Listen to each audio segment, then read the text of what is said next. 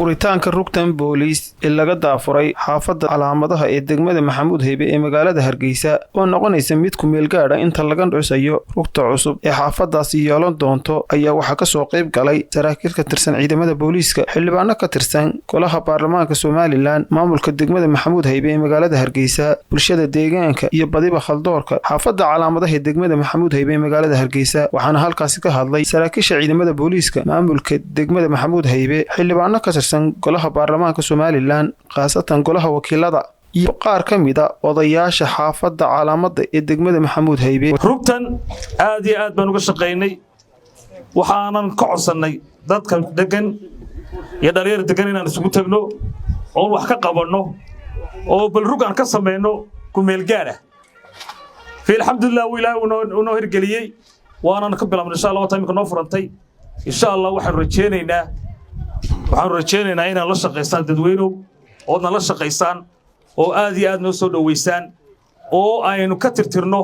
dhalinyartan tuugtaay xaafadda ku soo duushay annaguna gacab bira ku qabanno waxa markiiba gudida xaafadda odayaala iyo xubnaha dawladda iyo dadka xaafadda degani ay u kaceen inay u hawlgalaan saldhig ama rug ay xaafaddu yeelato oo dhulkeedina runtii la hayo qorsheysan yahay laakiin muddo yar oo inta ka horeysay oo suurtagalnimadeeda ku xiran waxa lagu tala galay in halkan lagu sii hawlgalo dadka xaafadana waxa leeyahay ciidanka booliisku waa wadnaha dawladnimada waa meesha dhiiga jirku marka uu habayo laga habo weeyaan dawladnimada maanta waxaad si fiican u bixin karaysaa mar haddii ciidankii mi cashuurtii sariibadiini bay hooyadii baqinaysay si fiican u tagi kartaa farmasiigii baad habeenkii goorta doonti tagaysaa موبيل دمبي يده وحرجيني يده حولت نبتقلي درود دمبو دعانا خضروا إناني جرين ركتني وركم الجارة وحلا ربع صدح بلود كبعدين نقولنو بوليس ستيشن يحافظ الله هاي أنا قد دولة وصاهان وحنا قد ديار contribution كيس اللي قال لقولي سيقيم تهدي ما أنت ما كون كوكشرتا وديار وي وكوب بشاري سنة تذكر حافظنا وحلا ربع إن عيدن كبوليس كايلا شقيان nabadgelyada inaga ku nool nabadgelyadu naguma noola nabadgelyadu hooyada miskiinada waa wadan gudoomiyaha degmadana waa wadan marka waxa la idinka rabaa in nabadgelyada la adkeeyo oo nabadgelyada ciidanka laga shaqeeyo fadan deganahay Cabdinaasir waxa laga soo doortay degmadana isaga laga soo doortay aniga Burca laga soo doortay laakiin waan deganahay xaafadda marka dhismaha saldhigana waxaan jeclahay inaan ka qayb qaadano maadaama uu gudoomiye ku-xigeenkii degmadu inoo sheegay in lacagta qaybtii dawladda hoose la hayo waxa weeyaan qaybtii xaafadana la sugayo insha Allah taala anaguna qaybtaas aan ka qayb qaadan doonaa in dhismaha saldhigga la dhiso oo saldhig fiican oo weyn oo waxtar leh inoo dhiso taliyayaasha booliska iyo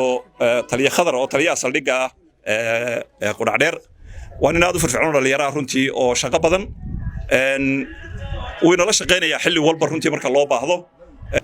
runtii waan ku faraxsanahay inaan ka soo qayb galo xaafadda calaamada oo maanta yeelatay rug saldhig oo runtii hoostagi doona saldhigga quracdheer oo taliyaheedina runtii inala joogo waan habalyeynaya dhalinyarta iyo culimada kale odayaasha hawshan ka soo shaqeeyay ee gartay inay iyagu bilay dawladnimadu iyo runtii amniga baahida runtii loo qabo inay iyagu is abaabulaan tashadaan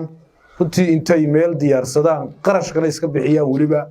intay bilayska u tagaan ayagu ay dalbadaan ciidankii amniga iyo nabadgelyada runtii sugayay ka waxa haray kol hadii dhulkii la helay dhismihii baa haray saldhiga aynu doonayna maaha saldhig yar oo kooban maadaama dhul badan oo nagu filan haysano saldhig ballaaran oo xaafad inta leeg baxada inta leeg cid walba ku nooshay ganacsata waayeel mas'uuliyiin cid walba ay ku nooshahay aan u baahanayn loo adeego in markaas saldhig booliis oo wanaagsan oo qurux badan oo ballaaran oo meel nadiif ah ku yaala oo guriyo badan ku yaala oo muxuu ahaye waxyaalo badan looga faa'iideysto inaynu markaa indhisano nabadgelyo jirno nolol ma jirto dhaqaale ma jiro xamad jiraan iskuul lama tagayo masaajid lama tago xal lama tagayo 32 sanadood intii aynu jirnay nabadgelyo ku naaloonay laakiin waxa moodo nabadgelyo imka in cadow badan u soo tafaxaytay in bakhabar hala inoo soo diro ama xashada hala inoo soo diro ama dhexdeena qas laga kiciyo ama dagaal ha inagu soo oogo dagaal ay nagu socda waynu taa ogaanaa dhalinyarayna waxa dadka adduunka laga dilaa waxa soo kacaya future-kan waa carruurtaa yar weeyaan haddii carruurtaa yar la xumeeyo ma jirano waddan walba wuxuu xijiyaa uu hubiyaa inay sax yihiin carruurtiisu wax baraa uu ka ilaaliyaa wixii xumaynaya hadday tahay khamri gaalada khamriga cabtaa carruurtooda dawma ogola khamri eryada in lagu iibiyo khamri looma ogola iskuuladii iyo meelaha ay reeru degan yihiin laakiin innaka waa laynoo soo dirayaa lacag baa lagu bixiyaa xumaan oo dhan waxaan leeyahay markaa idigu xaafaddaan leeyahay nabadgelyadiina ka shaqaysta ciidankaa booliiska la shaqeeya waxaa aragtaan ciidanka u soo sheega nabadgelyo waynu gacanta isqabsanaa haddaynu gacanta isqabsan weyno ka adkaan min cadowga siciid cali wararka warbaahinta SBC magaalada Hargeysa ma doonaysaa in aad xal u hesho dhammaan baahiyahaaga internet sida internet xawaare sare leh habeen iyo maalin download iyo upload aan xad lahayn daawashada ciyaaraha taxanaha musalsalada oo aad ku daawan karto internet tayo sare leh internet ku filan dhammaan baahiyaha shaqadaada haddaba macmiil soo gasho Fiber Optic-ka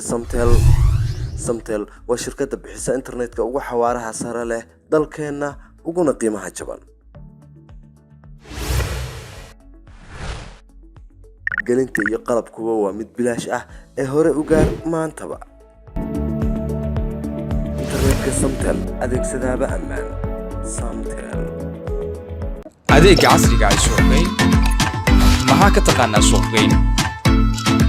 adeegga suuqgeyn ka iibso wax kasta oo aad rabto ku iibi badeecadaada ka adeego adeegga suuqgeyn waa suuq furan waxaadna ka dhex isticmaali kartaa applicationka Golis app haddaba raadi oo hadda kala soo deg Play Store ama App Store-ka mobilkaaga Golis app maasha Allah soo dhawaada la jaanqaad shirkadda Telesom maxmil waxay ku diyaarisay adeegga internetka ay Fiber Optic-ga kaasoo xawaarihiisu kala go' lahayn waa guji waa isha biligteeda intuu soo gudlanayo hadalba gam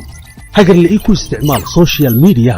kuna daawo wararka ciyaaraha iyo online gameska haddaba maxmil soo gasho gurigaaga xafiiskaaga iyo goobtaada shaqo fadlan nagala soo xidhiidh nambarka gaaban 121